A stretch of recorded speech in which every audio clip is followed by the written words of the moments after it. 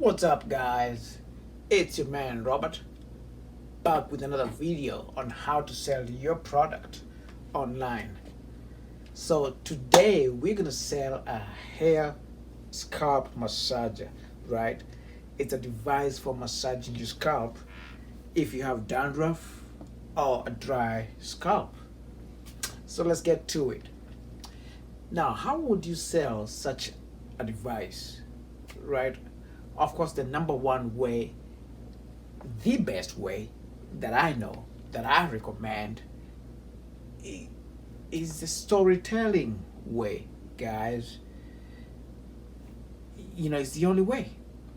So now, if you're gonna sell with a story, of course, we need a star for a story. We need a main character for a story. So for our story here today, we're gonna go with let's go with Jill. Cool, cool. Jill, Jill. So our character is Jill, and we are ready to roll. But we're not just gonna roll on with us with a story, a boring story. Nah, we wanna capture our audience from the get-go, right? So we're gonna start right in the middle of things, right? And not only are we going to start in the middle of things, we have to start in such a way that we imply questions in our audiences, in your audience's mind. They have to ask questions. So, knowing that, the first paragraph could go something like this: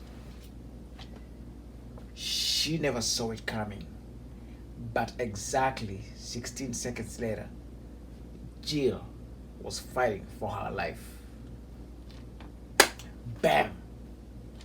Just like that, we've already met the main character, right? And she's already deep in a world of trouble. She's fighting for her life, guys. So already we have a ton of questions in our mind. Like, what's up with Jill, right? Why is she fighting for her life? What happened? Is she gonna be okay? So all these all these questions, that your audience wants to know the answers to, the all up in mind. So, but unfortunately for your audience, uh, just momentarily, they won't know the answers till the end of the story. You know, do not, do not, under any circumstances, give your audiences an answer to what is going on right now. Unless you just want them to leave, you just want them to leave without even buying your product. All right? Because we're not even going to introduce our product right now. We're going to hook the audience first, right? So that was the first line. The second line could do something like, the paramedics strapped her to the gurney and wheeled her to the ambulance. And it didn't take long. 5 to 6 seconds later, the ambulance was screeching down the road, sirens blaring. Bystanders looked at the disappearing ambulance, whispering amongst themselves about the series of events that had led to the weirdest event they had ever seen on that street. And the paragraph there, guys. All we've done there is introduce suspense, mystery, and a little bit of drama.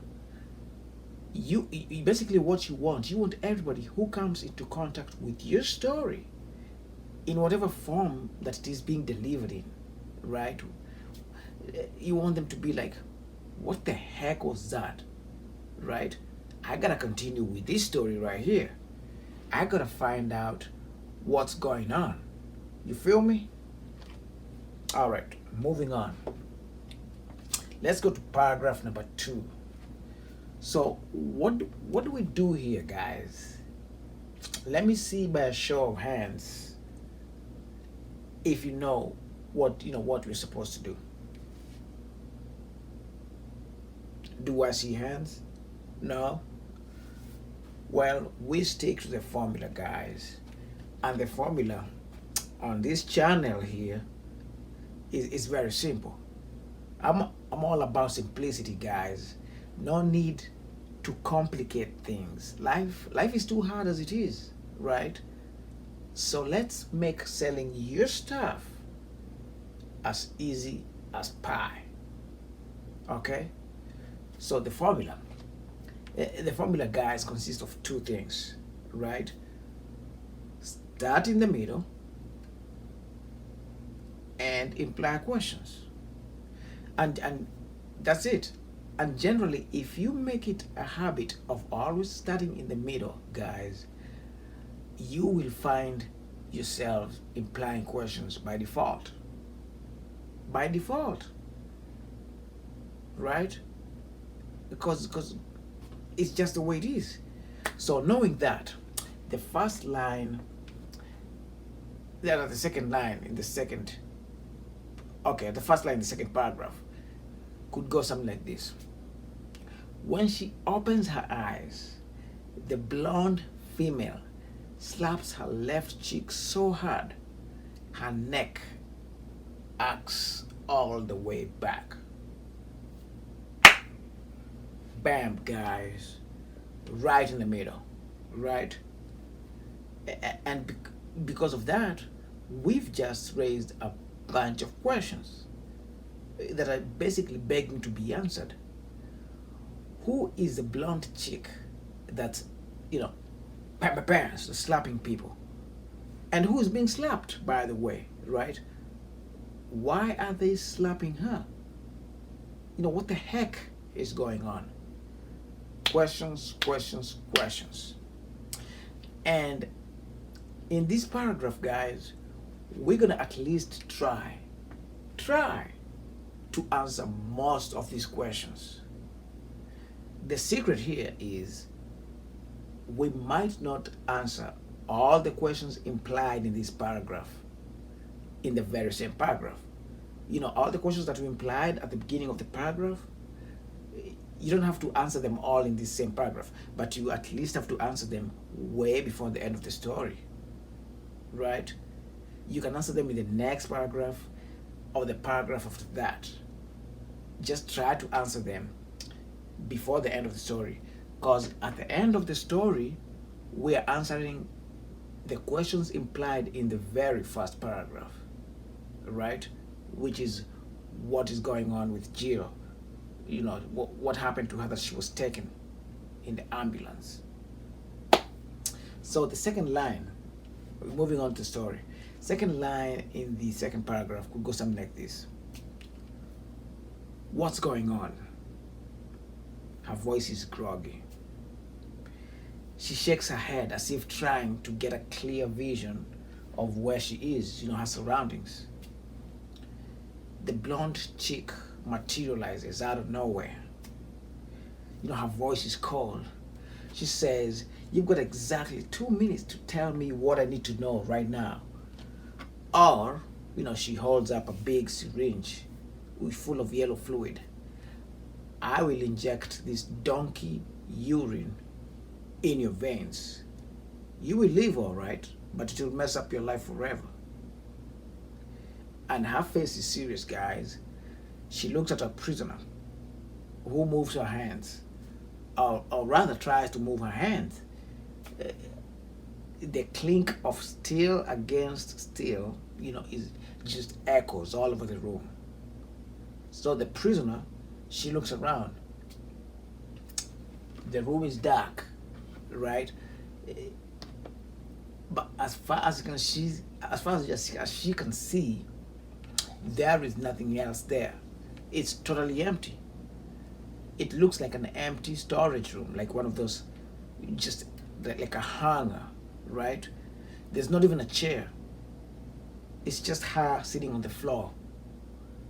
Her legs tied together with a steel chain, hands tied the same way. So it's just her and the blonde The blonde approaches her, squats in front of her, leans in and says, "How rude of me. Let me introduce myself. My name is Jill." Bam. And the paragraph there, guys. What we have done here, guys, is we've answered the main question raised in this second paragraph, which is who the blonde chick is. And it's Jill, who we met in the first paragraph. And remember, if you can remember, when we first met Jill, she was apparently fighting for her life, right?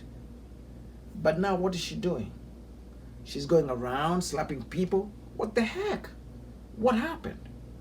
So, questions, questions, questions. And that's what you want, guys. You want to keep the audience reading. So now we've just raised a bunch of new questions that need to be answered, right?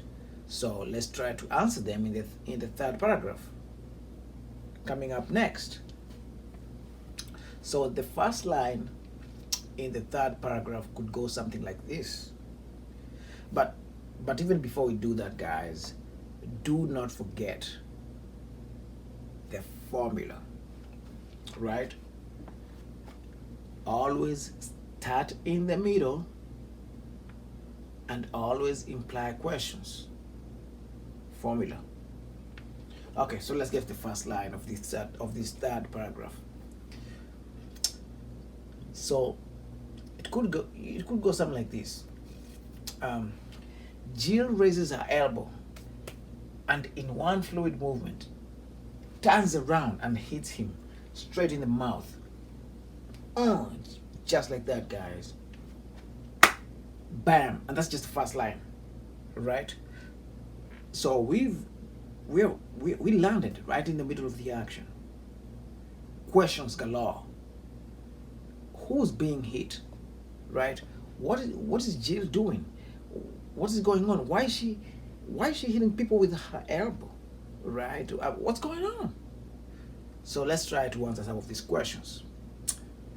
So the second line in this third paragraph could go something like this. The blow catches him unexpectedly. He's strong, but he doesn't have too much muscle. So the blow makes him stagger backwards, right? Like a drunk man, right? And the back of his head hits the wall behind him, right? Because it's a small room. They're in a small room, and bam, and he crumples to the floor. He's out cold. He's not dead, but he's out cold. Jill doesn't hesitate. She jumps on top of him, and with one quick movement of her legs, snaps his neck. His hands go limp, eyes glaze over, and Jill is sure that he's now dead. And the paragraph there, guys. So you see how this story is going? First of all, we met Jill. She was almost near death, and now she's slapping people, killing people. What the heck? We haven't even introduced our product yet. This is it's suspense created. You know what I'm saying? But that was the third paragraph. We are almost at the end here, which is the fourth paragraph. So let's tie everything together and find out what exactly is going on. And we're going to go to the fourth paragraph. We're going to introduce our product, and we're going to tie everything together, right? It's a short story, so you don't need to have a very long story, just a short story. Okay, so the fourth paragraph, following the formula, could start something like this: the fat bald driver of the 18-wheeler raises his gun out the window, aims it, and shoots. That decision costs him his life by an extra 10 seconds. Bam! There you go, guys. We are right again in the middle of the action. Some random truck driver is shooting. He raised his gun to shoot at something out the window. We don't know, right? We don't know what he's shooting. And why does his life end 10 seconds earlier? Because that decision to shoot cost him an extra 10 seconds of his life, right? So let's tie everything together and introduce our product. So second line in this fourth paragraph could go something like this. Like an outlaw back from the old days in the West of robbing trains, Jill is hanging on the side mirror of the fast moving 18-wheeler, feet firmly planted on the running boards. She ducks the gunshot, right? Reaches forward, snatches the gun, and without hesitation, turns it around, puts it inside the truck driver's mouth, pulls the trigger. Boom! The driver falls back. She catapults herself like a cat into the truck and into the driver's seat, pushes the limp body of the driver aside, grabs the wheel of the 18-wheeler and tries to control it before it goes off-road. This is an 18-wheeler. Her cell phone starts ringing, right? She ignores it. She's fighting to control this trailer, this rig. Phone ringing. She's sweating. She's pumping the brakes, wrestling with the wheel, Finally, after what seems like forever, the truck comes to a stop. Jill looks around. She's in the middle of nowhere. We see what she's looking at. She's in the middle of nowhere. Nothing but red desert, right? Her phone is still ringing, finally. Out of breath, she grabs it out of her pocket, answers it. Yeah. So the voice on the other end is warm, even loving. It's a warm voice. So it says, "Did you get it?" She nods, answers, "I'm in it right now." The voice on the other end says, "Location?" She says, "I'm at the extraction point." The voice on the other end says, "Good, hang tight. ETA is 8 minutes." Then the line goes dead, right? Jill hangs up the phone, leans back. Nothing to do but wait now, right? So she takes out a hair scalp massager from her pocket. For some reason, the hair scalp massager tends to soothe her and relax her. It's like meditation, and especially after a job like what she just did, it feels good. So while waiting, she reflects on the last few months of her life. It's been incredible, she thinks to herself. 9 months ago, she was shot while grocery shopping, just out running errands. Robbery gone wrong by a hoodlum. The paramedics couldn't rescue her. She was declared dead right in the ambulance, even before reaching the ER, right? So 2 weeks later, still in the hospital morgue, because they took her to the hospital anyway, nobody had claimed her body. That's when somebody opened her cold chamber in the morgue. They call it a cold chamber.